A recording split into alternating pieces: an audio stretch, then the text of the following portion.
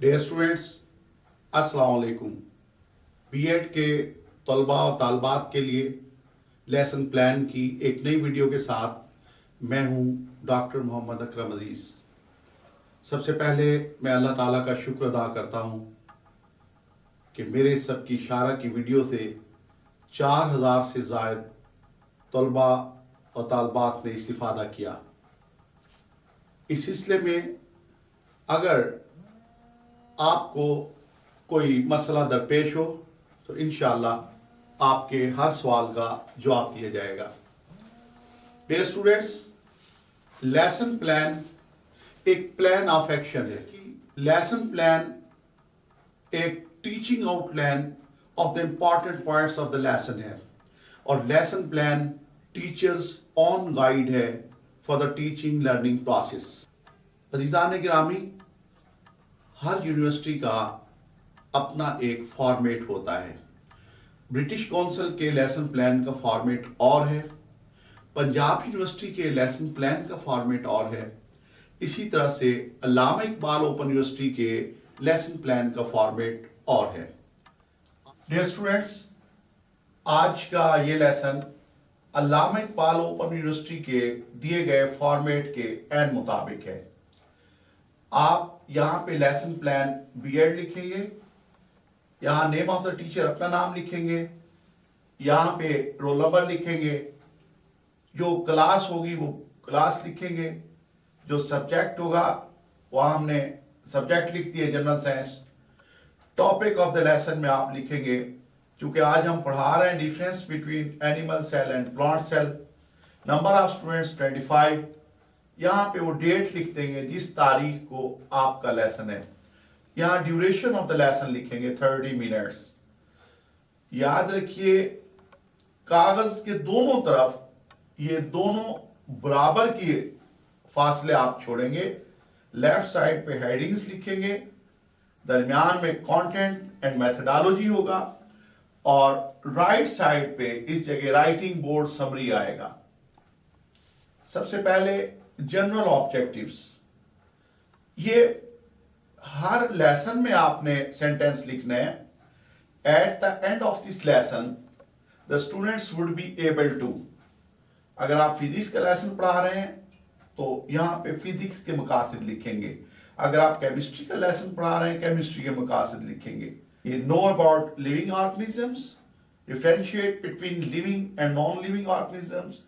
अब हम आते हैं स्पेसिफिक ऑब्जेक्टिव्स की तरफ।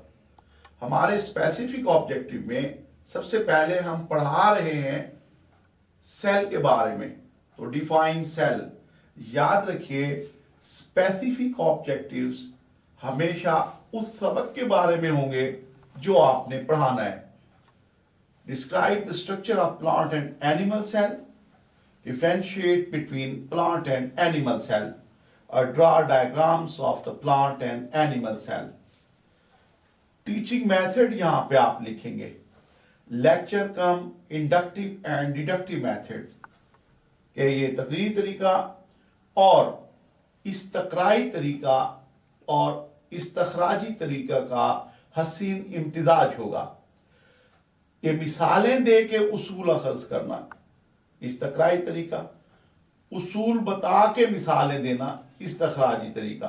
इसकी मजीद वजाहत इंशाल्लाह आपको मैथ के हम लेसन में देंगे।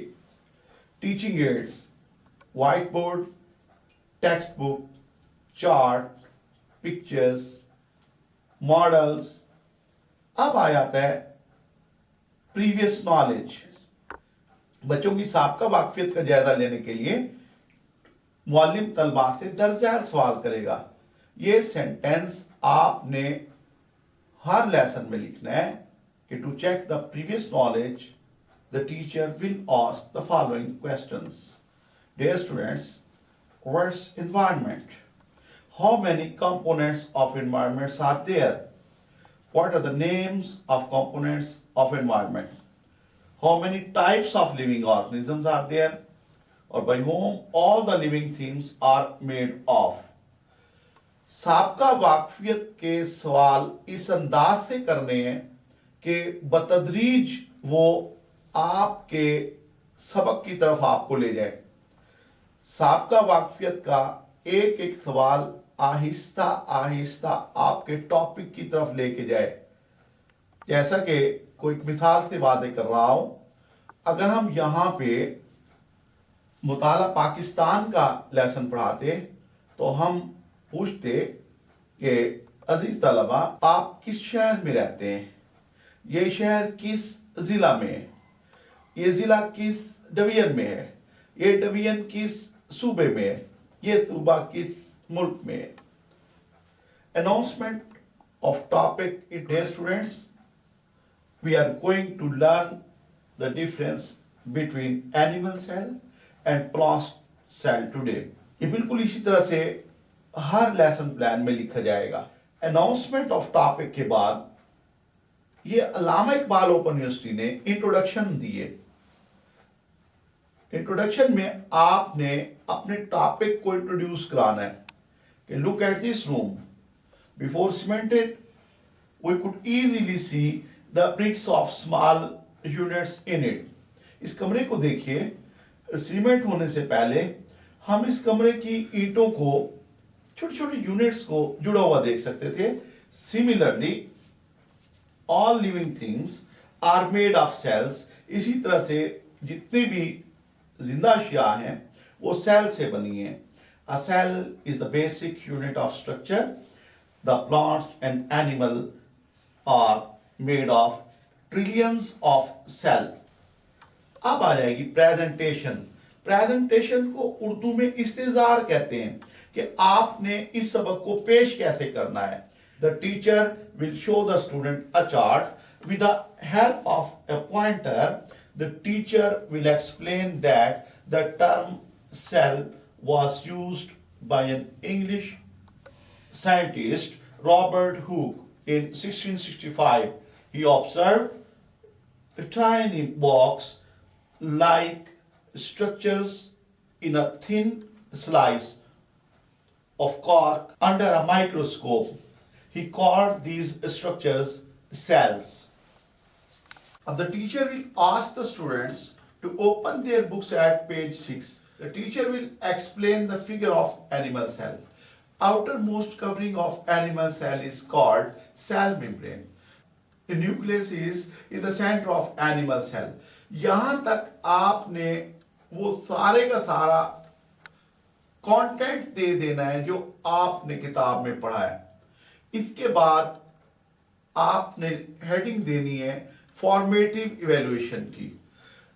डियर स्टूडेंट्स, फॉर्मेटिव इवैल्यूएशन तशकीली जायजा होता है। वो सवालात जो आप सबक के दौरान पूछते हैं वो फॉर्मेटिव इवैल्यूएशन कहलाते हैं। अब आपने वो सवालात पूछने हैं जो आपने ये स्टेप पढ़ाया है। इस स्टेप के सारे पढ़ाए गए सवालात आपको पूछना होंगे। एक बात का ख्याल रखना कि साबका वाकफियत का कोई सवाल ना फॉर्मेटिव इवैल्यूएशन में आएगा ना समेटिव इवैल्यूएशन में आएगा। तो formative evaluation, the teacher will ask the following questions as formative evaluation. Who used the term cell first? Robert Hooke. When did he use the term cell? 1665. What is called the outermost covering of animal cell? Cell membrane. In which cell chloroplasts are found? Plant cell. इन सवालों के जवाब जो formative evaluation के सवाल होंगे आपने writing board summary में लिखने हैं अपने लेसन के ऊपर। अब हम इसका सेकंड स्टेप शुरू करेंगे। इसमें भी उसी तरह से होगा। The teacher will show a chart to explain the difference between animal and plant cell. यहां पे वो चार्ट पे आपने तस्वीर बनाई हुई है, वो यहीं पे आप लोग दिखाएंगे कि ये चार्ट की तस्वीर थी। फिर उसके ये इन हिस्सों को आपने लेबल करके दिखाना है और फिर दोनों को डिफरेंशिएट करना है। ये एनिमल सेल है, ये प्लांट सेल है। इसमें सेल मेम्ब्रेन पाया जाता है और वहां पे सेल वॉल पाई जाती है प्लांट सेल में। इसमें न्यूक्लियस सेल के मरकज में होता है और इसमें न्यूक्लियस वैक्यूल बड़ा होने के बायस एक साइड पे होता है न्यूक्लियस। ये देखिए, ये न्यूक्लियस साइड पे और ये न्यूक्लियस जानवरों के सेल में सेंटर में पाया जाता है। उसके बाद आपने जो इसकी मेन पॉइंट्स होंगे वो यहां पे लिख देने। ये सारा लिखने के बाद अल्लामा इकबाल ओपन यूनिवर्सिटी का ये एक और नया स्टेप है जो और किसी यूनिवर्सिटी में नहीं है। क्या? रिव्यू। रिव्यू में आप लिखेंगे कि the teacher will ask the students to write on the board about the animal cell and plant cell one by one. कि जो कुछ आपने पढ़ाया है वो बच्चों को कहेंगे कि एक एक तालिब इल्म आए और उसके मेन पॉइंट्स बोर्ड पे लिख दे। It will be called review. कि जो कुछ भी आपने पढ़ाया है उसका आप रिव्यू कैसे कर रहे हैं। रिव्यू के बाद हम समेटिव इवैल्यूएशन करेंगे। समेटिव इवैल्यूएशन से मुराद सबक के खात्मे पे जो आप सवालात करते हैं, और ये सवालात आपको फर्स्ट स्टेप और सेकंड स्टेप के मिला के करने होंगे।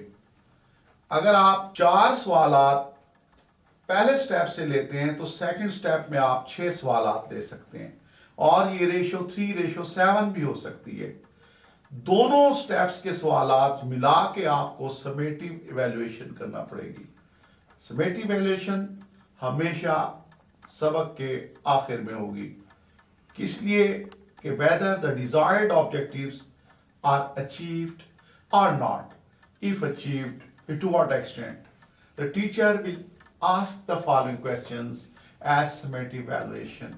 Dear students, ये तहरीर आप हर लेसन प्लान में लिख सकते हैं यहां तक, और ये सवालात मुख्तलिफ होंगे।